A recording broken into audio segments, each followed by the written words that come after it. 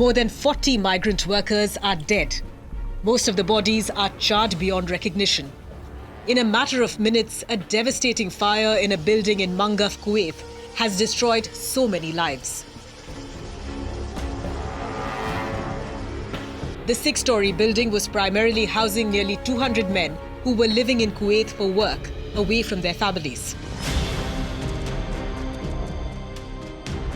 At around 4 o'clock in the morning on the 12th of June, it became a house of horror.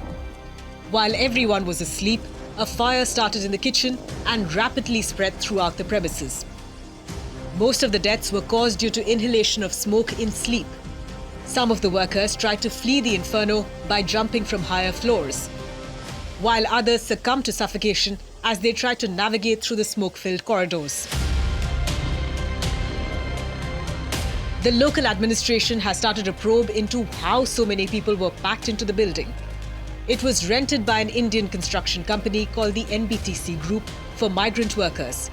A majority of them were from Kerala, Tamil Nadu and Uttar Pradesh. Most of the deceased were between 20 and 50 years of age. More than 20 victims were from Kerala. All of them were working in Kuwait in the hope of a better life so they could sustain their families back home. With a 1 million-strong diaspora and the largest expatriate community in Kuwait, Indians constitute about 21% of Kuwait's total population and 30% of its total workforce. While Kuwait depends on the Indian workforce, their living conditions are deplorable to say the very least.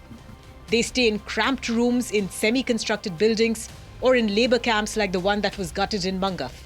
Congress MP Rahul Gandhi said the condition of our workers in the Middle East is a serious matter of concern. Fellow Congress MP Shashi Tharoor said it's a reminder, sadly, of how much our migrant workers suffer when they go abroad, hoping to make something to support their families at home, and they end up in these kind of terrible conditions. It's a reminder, sadly, of how much our migrant workers suffer when they go abroad hoping to make something to support their families at home, and they end up in this kind of terrible conditions. I pray and hope that the government of Kuwait will take very stern action against whoever is responsible and will also help compensate the families who lost their loved ones. We all feel a great pain and condolence for the families, because these are the breadwinners who have been supporting their families at home. Many opt for Gulf countries not only because of the high demand for unskilled Indian workers, but because the earnings are significantly higher than that at home in India. But nearly 50 such foreign workers paid with their lives simply because authorities turned a blind eye.